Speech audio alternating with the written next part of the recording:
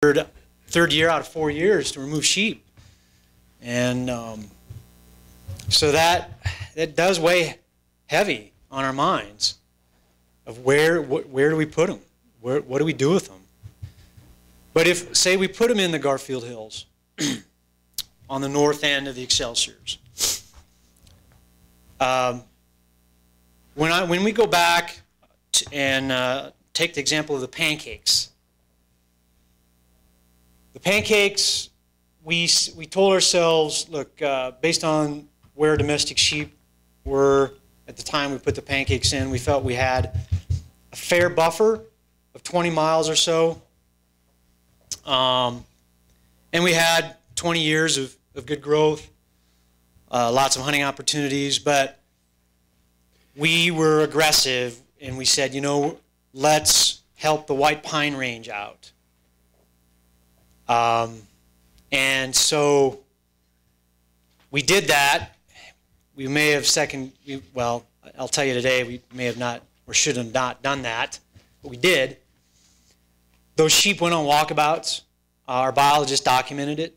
In fact, he said several times in meetings, hey, are we going to do anything about this? So they leapfrogged from the White Pine Range, which is north of the Pancakes, 60, 80 miles, into the Duckwater Hills, then into the North Pancakes, and likely was a major contributor to that pathogen transmission down into the main Pancakes, Palisades, and all that.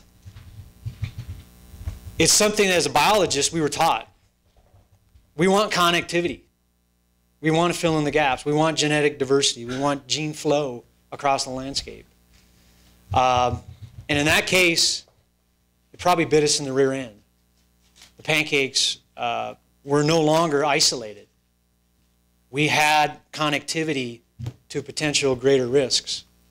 If you look at the juxtaposition of the Gillis Range, the Gabbs Valley Range, just to the north of the Garfield Hills, as that Garfield Hill population would build, they're going to disperse, and highways aren't necessarily an obstacle, especially that highway.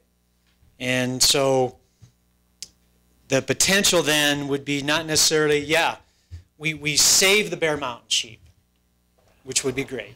But then we could be, again, not knowing how these populations respond to these pathogens.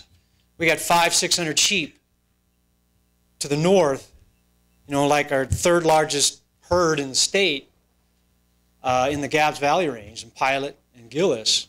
And if those pathogens found their way from the Silver Peaks, the Lone Mountain, and Monte Cristos, which they might anyway.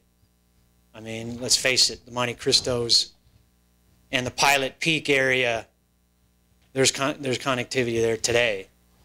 But we might speed it up, and then not knowing how that population would be, that population response would be once those pathogens found their way in the Gabbs Valley Range, we could have a major issue on our hands. So that, pay me now or pay me later, that is the tough one.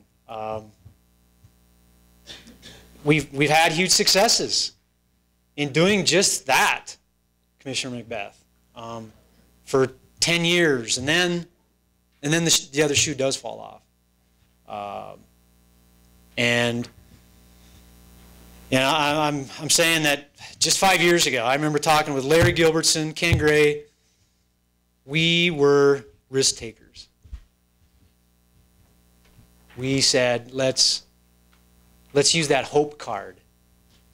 I can't do it anymore. Even though I know we got source populations that are in dire straits, I can't give you a good answer today of what I'm going to do when those sheep are stumbling around in the heat of the late summer and the bears. I don't know what I'm going to do. I don't know what we're going to do. But if we don't give you an avenue,